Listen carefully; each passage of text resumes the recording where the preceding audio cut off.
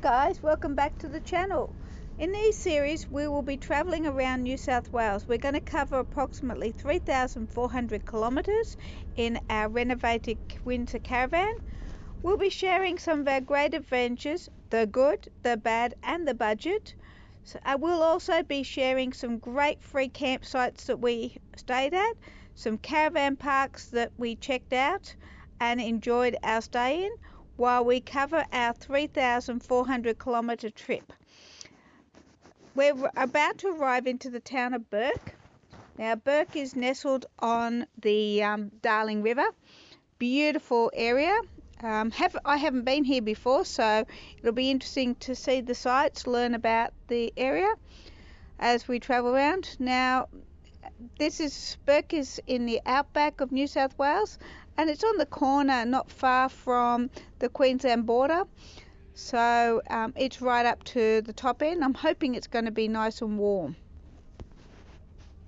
So just on that point, we're actually travelling to Bourke and doing our trip during the winter months in Australia, so in the July-August period, because you wouldn't want to travel to Bourke, in my opinion, during the summer months, as they get to temperatures of over 43 degrees around the January period. So stay tuned and enjoy our experience as we explore the unique, rugged beauty of outback New South Wales.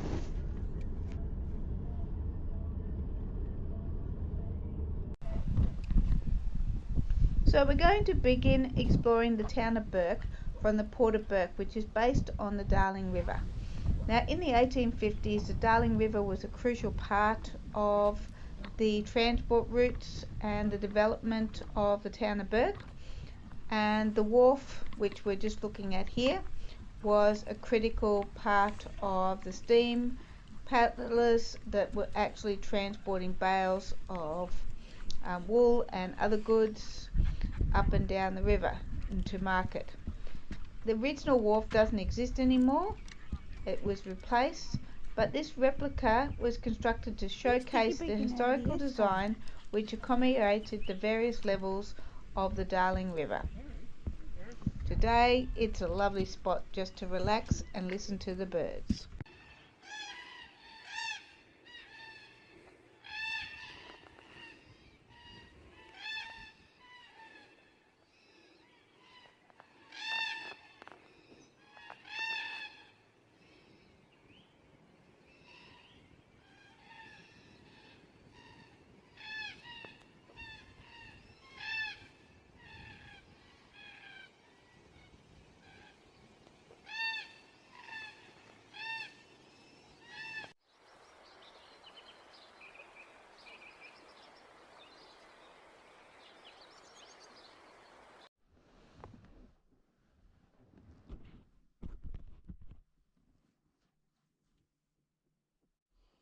Ready?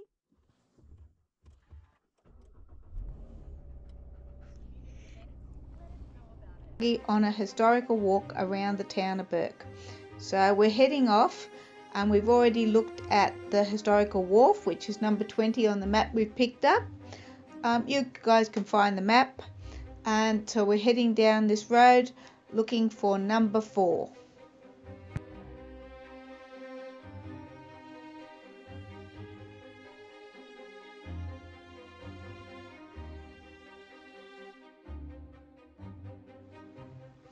So this beautiful building was built in 1888 to be the London Bank here in the town of Bourke. Beautiful historical Victorian style. It was closed from being a bank in the 1890s and then went on to be a guest house and other things. Okay, across the road is number 5, the Bourke Post Office, which is heritage listed and was built in 1880 and was known as the Telegraph Office. So this is number 8 on our map, guys, and it's the police station. It's of the 1889 vintage by the looks of it, and according to my map, it was originally the site of the first courthouse in Bourke, built in 1865.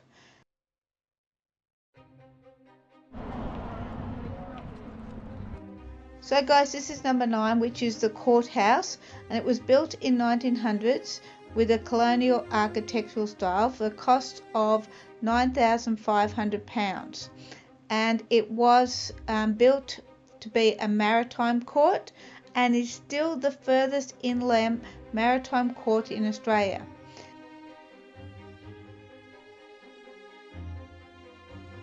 So this beautiful building is called the Post Office Hotel, or it was in 1888, and it was owned by Paddy Fitzgerald back then and his family, and they owned it all the way up till 1957. So number 6 is actually the Wonderland Theatre, which surprised me because it's actually inside the Furniture One store, but I'm going to show you. And it was built in 1927. Go explore, guys. Well guys, we're going to head off for some lunch. I'm going to leave you guys to explore the other 10 of these when you visit Bourke. After I walk up the main street, we called into the pie shop, Morel's Cafe and Bakery, because big sign said award-winning pies celebrating 100 years, so we thought we would give it a try. There were fantastic pies, in my opinion. For the fine connoisseur pies, I'll leave that up to you. And it was great coffee.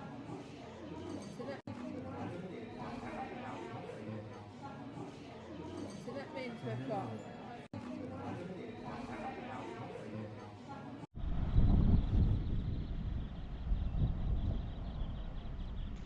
So after that wonderful pie and cake, guys, we headed over to the back of Bourke. Now the back of Bourke is the Tourist Information Centre, but it also has this amazing exhibition, and you can buy combined tickets for the exhibition and for the ride on the paddle steamer. So we bought that because it was better value. Now we're in the exhibition, which I'm going to show you around in a minute, for about 3 hours. So plan for that. It is worth it.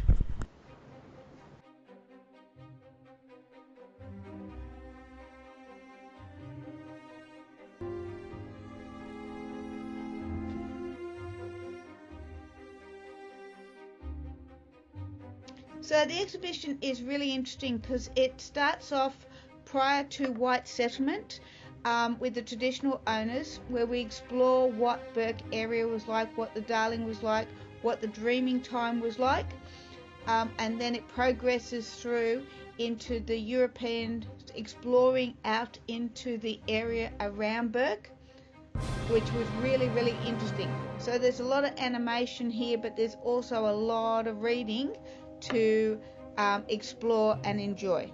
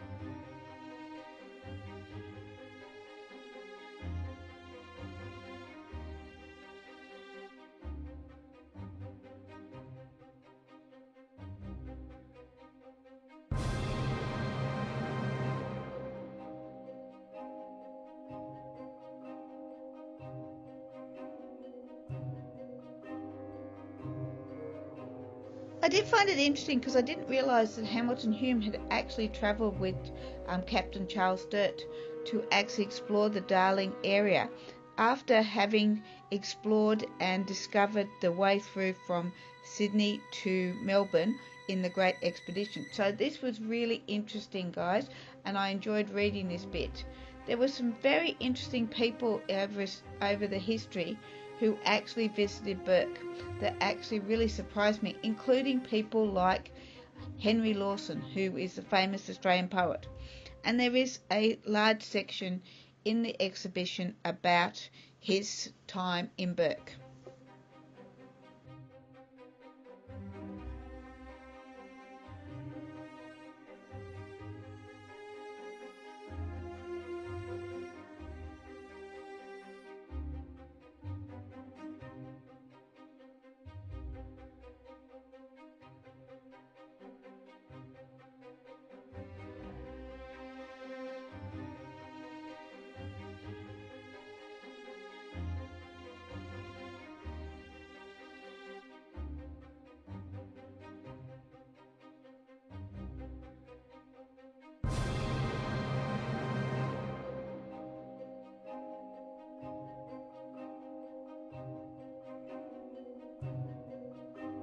So there is an outside part to the exhibition where you explore some of the machinery and some of the farmers around the area. As I mentioned, Dougie's gone through the whole exhibition with us so far. He's been a very good boy.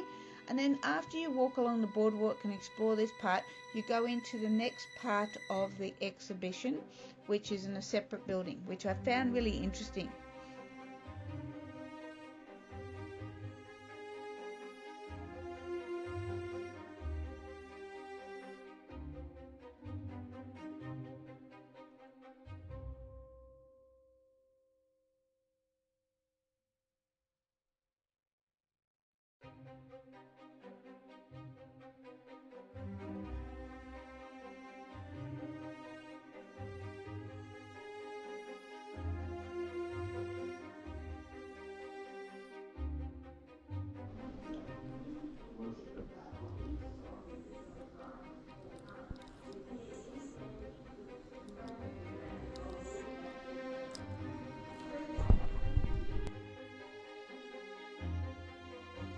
So the exhibition wouldn't be complete if it didn't cover off on the bush rangers that were out and about in the Bourke area, and also the great and amazing police officers at the time that actually took on the bush rangers and brought them to justice.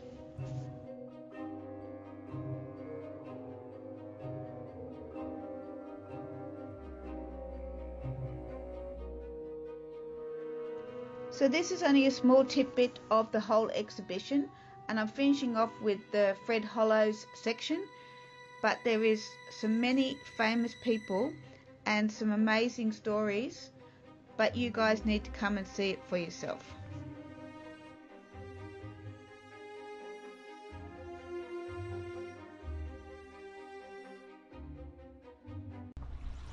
So after the exhibition we grabbed a quick drink so that we could head around to catch our ride on the paddle steamer. Now this paddle steamer is actually a replica of the original paddle steamers that used to travel up and down the Darling River on a regular basis from mid-1800s. They'd be transporting mostly wool but also goods, and they would be transporting it down the Darling River to join in with the Murray River and transport goods to major hubs all over Australia. Now I'm going to sit back, relax and enjoy the ride.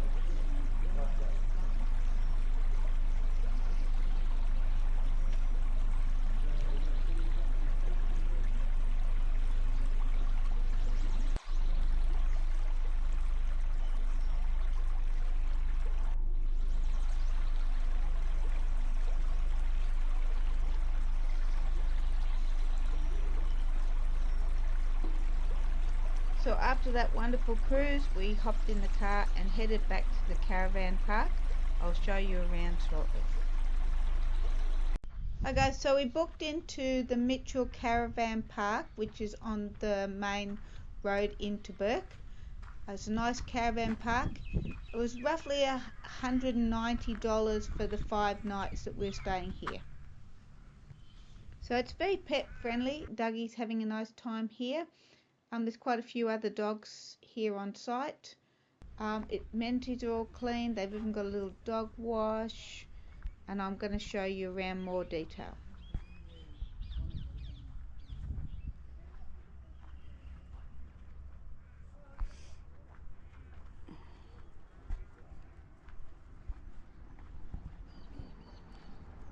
So doggy wash.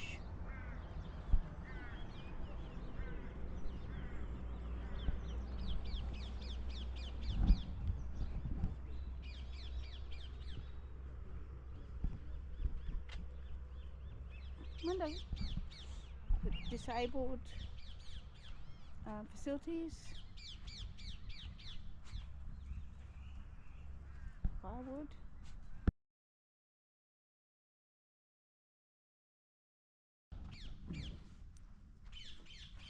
Kitchen. Very nice camp kitchen. There's a gas barbecue there. Fire pit.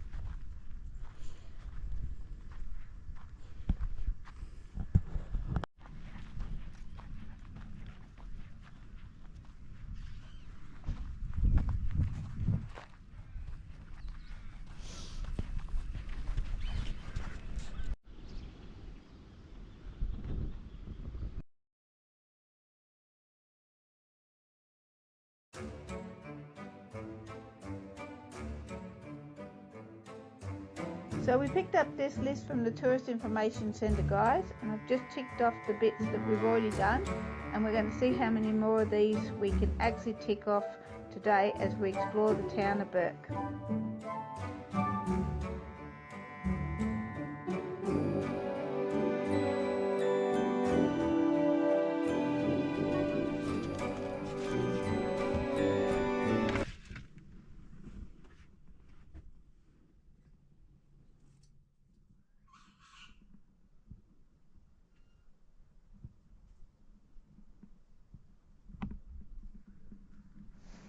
The thing about exploring the outback and visiting some of the historical places, including the cemetery for this heritage walk, is you don't realise some of the history that's gotten lost. I knew when I came to Bourke that Henry Lawson had spent some time out in Bourke, and the fact that he had written some poetry from being out in Bourke.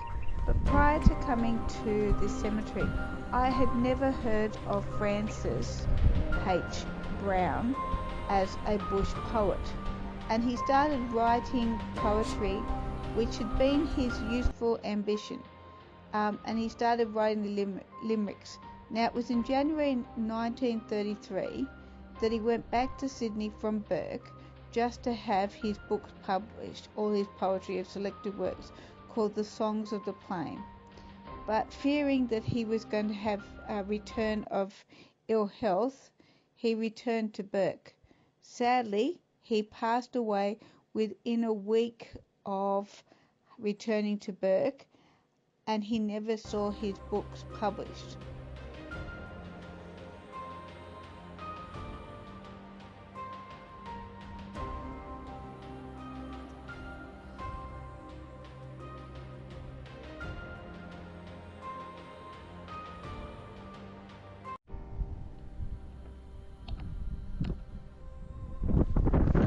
While I'm not going to talk you through all of the the graves and the interesting stories behind this self-guided walk around the Bourke Cemetery, I am going to take you over here to Fred Hollow's grave.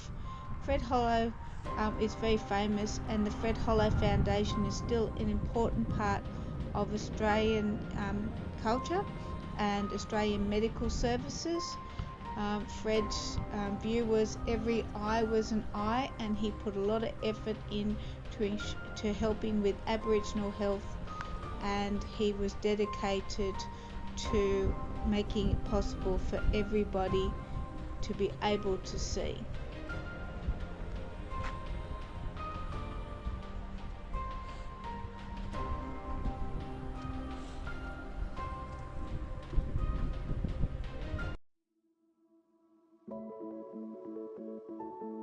Okay, so this is the next stop on our bucket tourist list, and it's a mural dedicated to Percy Hobson, who was a high jumper, who was an Aboriginal gentleman, and they have painted the water tank with this beautiful art to represent the Aboriginal culture, and I'm going to show you the writings and leave you guys to explore this beautiful artwork.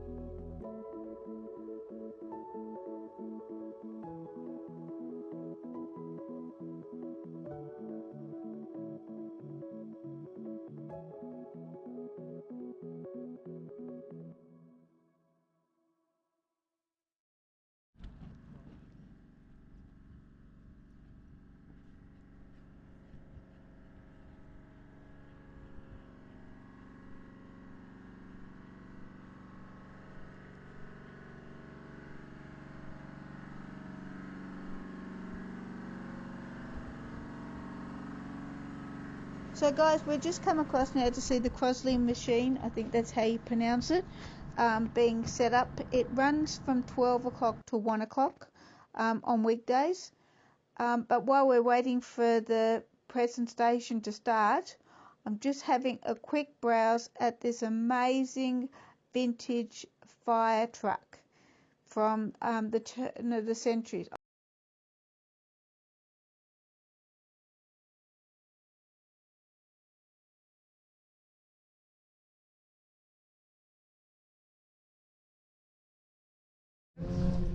But in this wharf district that you're in at the moment, they actually used to have steam cranes set up along the wharf here. So to start off with, quick history of the engine. So as of this year, the engine's sitting at 101 years old. So originally manufactured in Manchester, England. It was shipped across to Australia to be used in the Sydney powerhouse, where it was used as a generator for electricity purposes. From the red device here, which is the fuel pump, we pump fuel in, and if we're lucky, we can get it to start up and start firing. The engine runs pretty much the exact same as an old diesel engine, so it's a 4-stroke compression ignition. It doesn't have glow plugs, it doesn't have jacket heaters, so it can be a little bit difficult in the cold weather. Originally though, they used to operate it on cruise.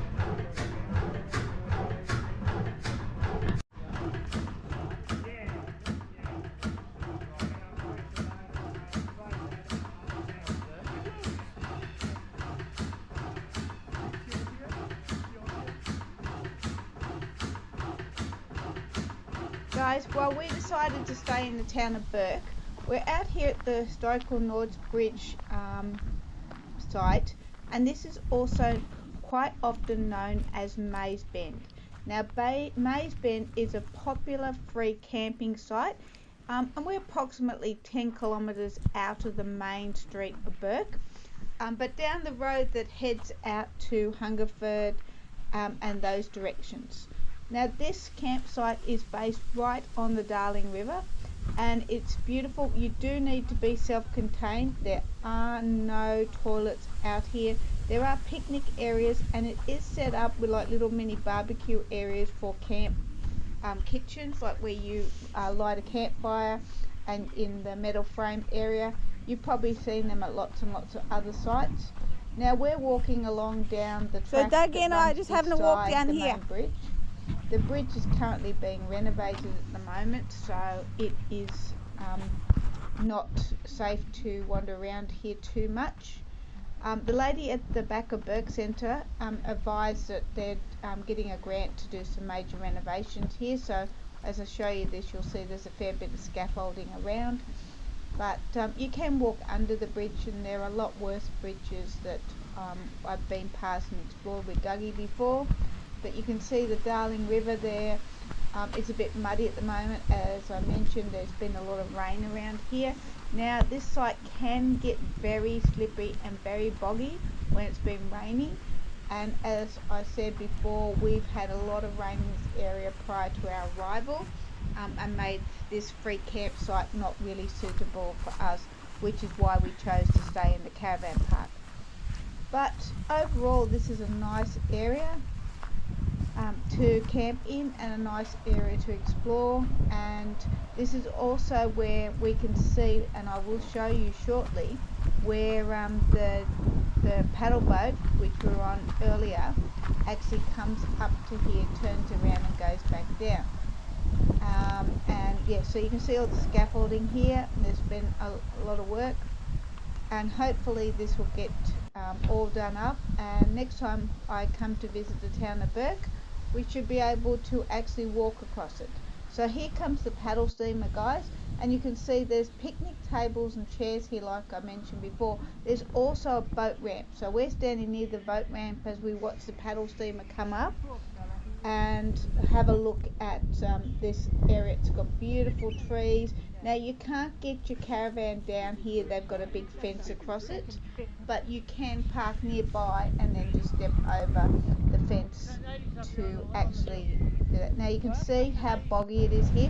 Now this is the boat ramp of bog.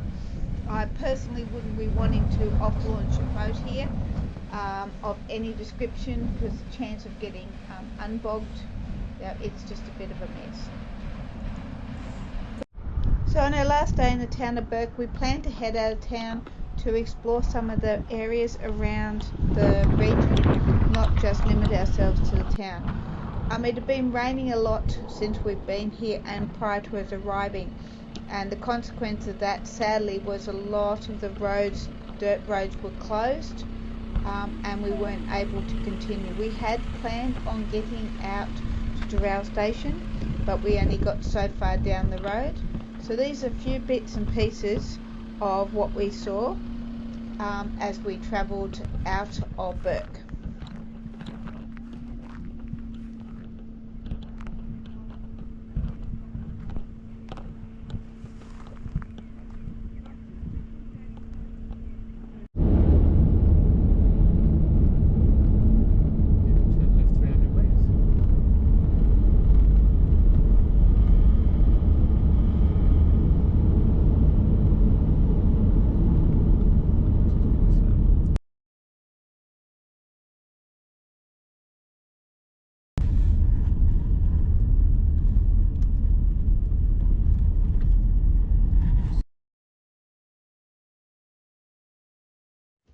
Well guys, I clearly misread the map because I actually thought that Doral was a state park, not a national park.